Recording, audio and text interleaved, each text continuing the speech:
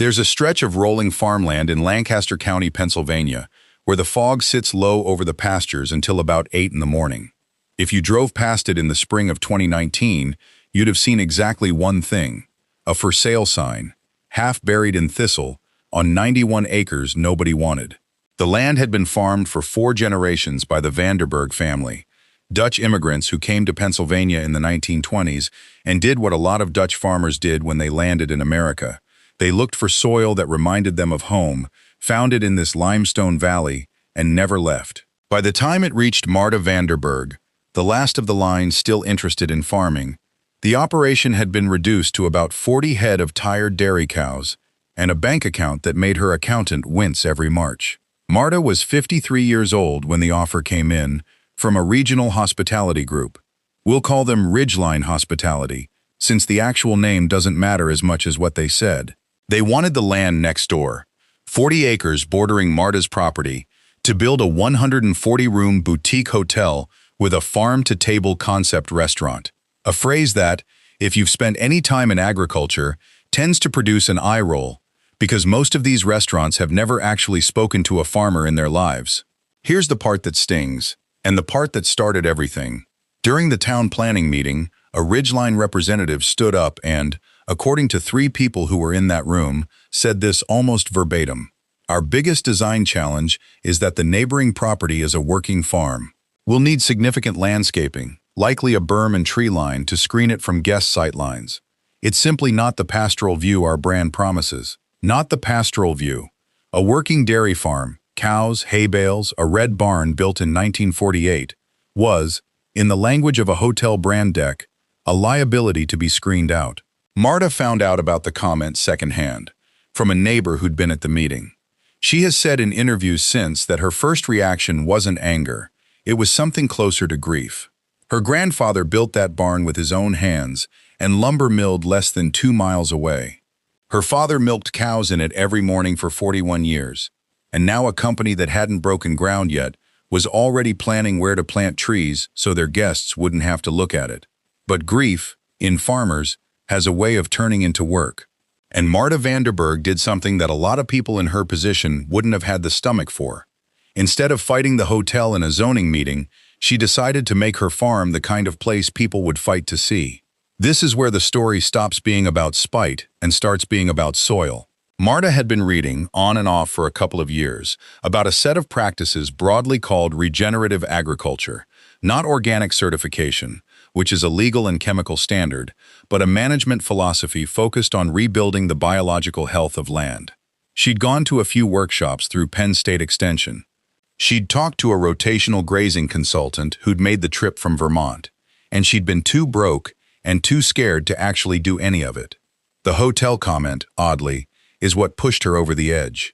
If they wanted an ugly farm to hide, she decided, she'd build a farm so alive it couldn't be hidden. The first thing she did was stop letting her cows graze the way her father had. One big pasture, cows wandering wherever they liked, grass grazed down to bare dirt in some spots, and ignored entirely in others. She fenced the pasture into 12 paddocks, using portable electric fencing, moving the herd to a new section every 1 to 3 days. This is called management-intensive rotational grazing, and the biology behind it is well documented. When cattle graze a section of grass down partway and then move on, the grass is left with enough leaf area to photosynthesize and regrow quickly, while the roots, which had extended downward to support that leaf growth, begin to die back and decompose, releasing carbon and organic matter into the soil.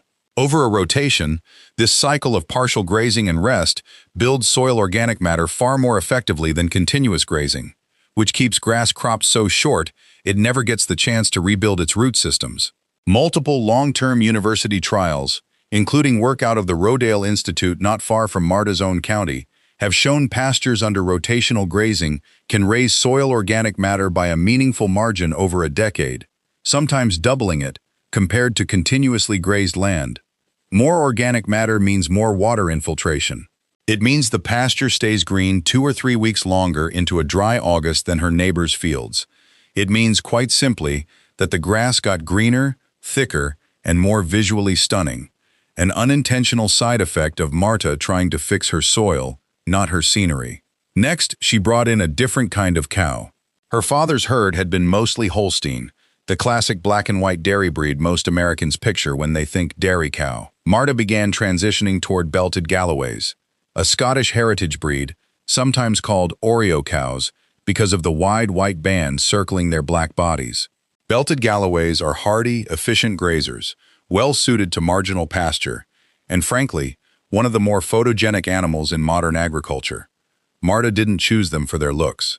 She chose them because they thrive on grass alone with minimal grain supplementation, which cut her feed costs substantially and suited her new grazing system.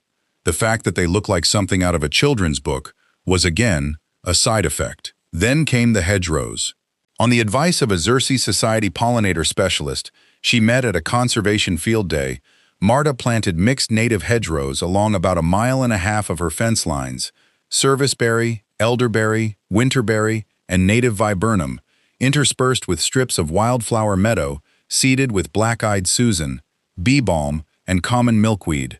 Milkweed matters here for a very specific biological reason.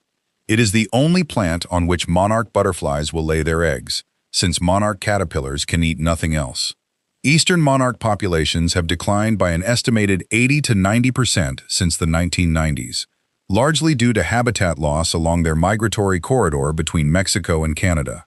Pennsylvania sits directly in that corridor. Within 2 summers of planting, Marta's farm had a documented, self-sustaining population of monarch caterpillars, something a state extension entomologist confirmed and later used as a demonstration site for other landowners. She also left about 6 acres of mature woodland at the back of the property standing, rather than clearing it for more pasture, and began practicing what's called silvopasture in a modest experimental strip, letting a small group of cattle graze beneath widely spaced walnut and oak trees.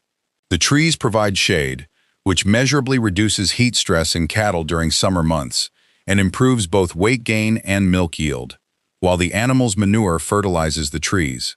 It's a practice with roots going back centuries in parts of Europe, including notably in traditional Dutch and Belgian farming systems her own ancestors would likely have recognized. None of this happened quickly, and none of it happened cheaply.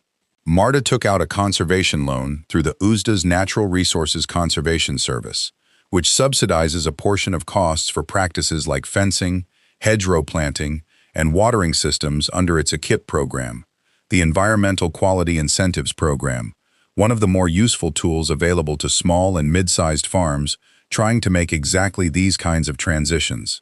It still took nearly everything she had. Meanwhile, 1/2 mile away, Ridgeline Hospitality broke ground. They built their berm. They planted their screening trees, fast-growing arborvitae, mostly, the landscaping equivalent of duct tape. And in the spring of 2022, the hotel opened. Here's where the story turns. And it turns on something almost embarrassingly simple. Sightlines don't work the way marketing departments think they do, especially not on a rolling landscape. The hotel's top-floor rooms, the ones on the north wing facing away from the parking lot, sat about 40 feet higher than Marta's pasture. The berm blocked the view from ground level. It did nothing for the upper 2 floors. Guests checking into those rooms didn't see a barn they needed screened from view.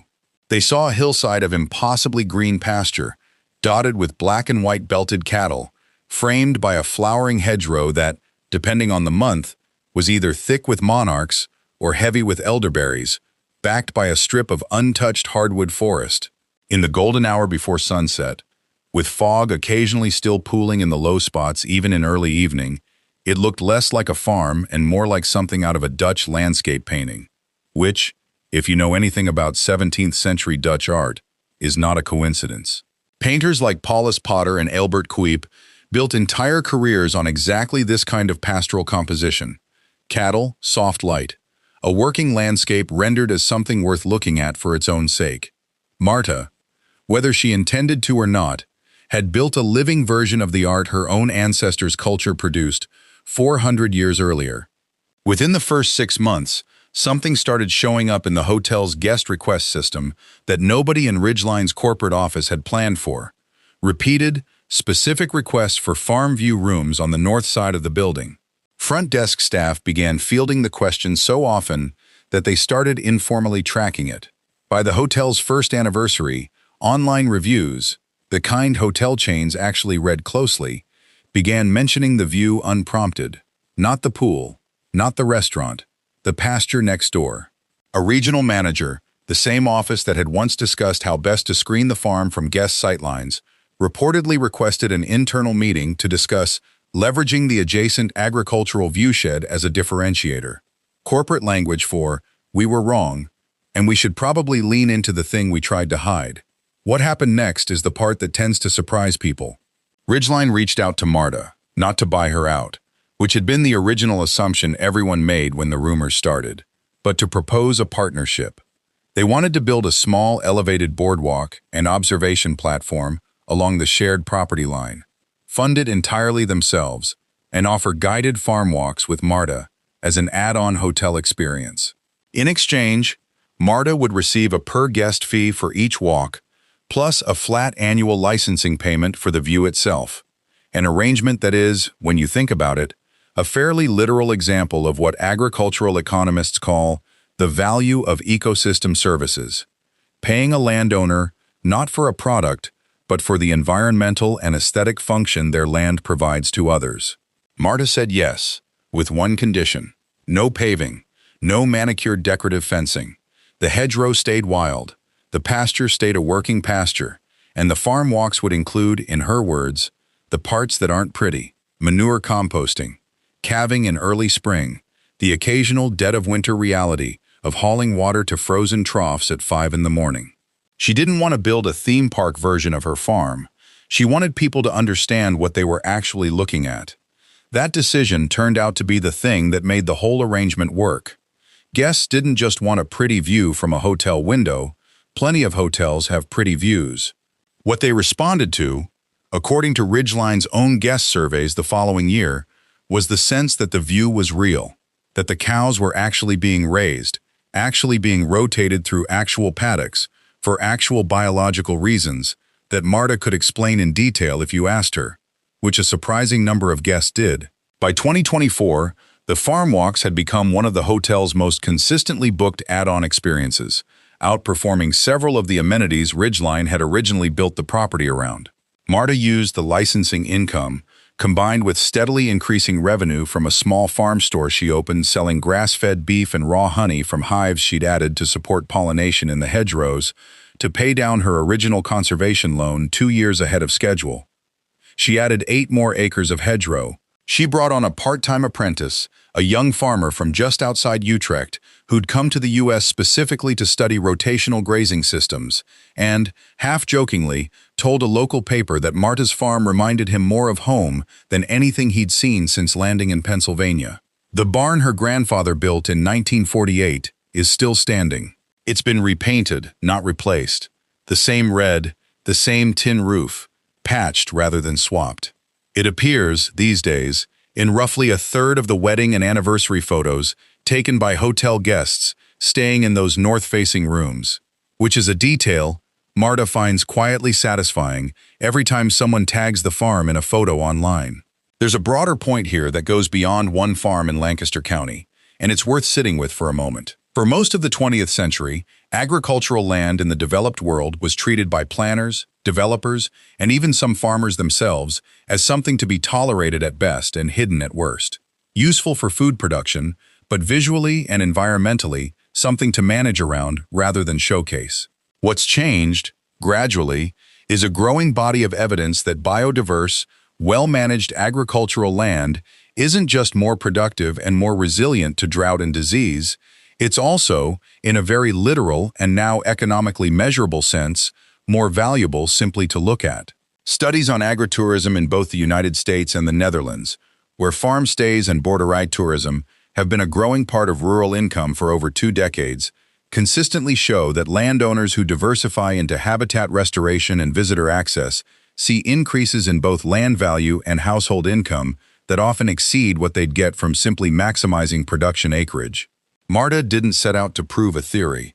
She set out to save a farm her family had worked for 100 years, using nothing but grass, patience, and stubbornness inherited, most likely from the same people who once turned a flooded, wind-battered stretch of European coastline into some of the most productive agricultural land on Earth. The hotel chain that once wanted to build a berm to hide her farm now uses a photograph of it, cows, hedgerow, barn and all, on the homepage of that property's website. Nobody had to ask her permission to be beautiful. She just had to stop farming the way everyone assumed she should and start farming the way the land actually needed. The for sale sign that sat buried in thistle back in 2019 is long gone. In its place, most mornings, there's a line of guests with coffee cups standing at the hotel's back fence at sunrise, watching a herd of black and white belted cattle move, paddock by paddock, across a hillside that somebody once said would ruin the view.